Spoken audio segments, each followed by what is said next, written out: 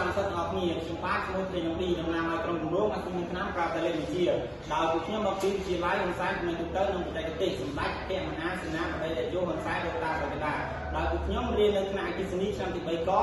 នឹងចំនួនទី11ដោយគម្រោងរបស់ពួកខ្ញុំមានលោកគ្រូនៅគម្រោងឈ្មោះលោកគ្រូជាសំណាងនិងលោកគ្រូជំនួយការឈ្មោះលោកគ្រូហុនរតក្នុងនោះសមាជិកក្រុមគម្រោងរបស់ពួកខ្ញុំមានចំនួន5នាក់ទី1ខ្ញុំបាទឈ្មោះថេចំពីជាប្រធានទី2ឈ្មោះប្រុសវិសាជាអនុប្រធាននិងទី3ឈ្មោះធរតនាជាសមាជិកនិងទី4ឈ្មោះឆៃពីរងជាសមាជិកនិងទី5ឈ្មោះខនជរិនជាសមាជិកបន្ទាប់ពីនេះខ្ញុំនឹងបង្ហាញអំពីប្រព័ន្ធវិទ្យានិងដំណើរការរបស់ក្រុមគម្រោងរបស់ពួកខ្ញុំ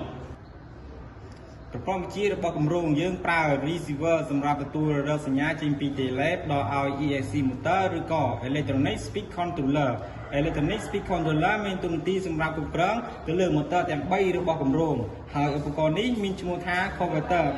មានតួនាទីសម្រាប់ទម្លាក់តង់ចុងពី12 វ៉ទៅ5 វ៉បដល់ឲ្យ receiver ហើយយើងប្រើ solar សម្រាប់ផ្ដល់ថាមពលទៅឲ្យប្រព័ន្ធវិទ្យាទាំងមូលនិងសម្រាប់សាកគួយប្រយោជន៍គម្រោងរបស់ពួកយើងមានដូចជាយើងអាចបញ្ជាបានឆ្នាំដោយពីចម្ងាយបានកាត់បន្ថយការប្រើប្រាស់កម្លាំងមនុស្សងាយស្រួលក្នុងការប្រើប្រាស់ចំណេញពេលវេលានិងមិនចាំបាច់ប្រើប្រាស់សាំងនិងសុវត្ថិភាពដល់អ្នកប្រើប្រាស់បន្ទាប់ទៅនេះយើងនឹងបង្ហាញអំពីការតេស្តជាក់ស្ដែងរបស់គម្រោងរបស់ពួកយើងចំណែកទី1យើងប្រើសម្រាប់បញ្ជាកង់ខាងឆ្វេងនិងចំណែកទី2យើងប្រើសម្រាប់បញ្ជាកង់ខាងស្ដាំនិងចំណែកទី5យើងប្រើបញ្ជាសម្រាប់ទៅលើម៉ូទ័របាញ់ថ្នាំ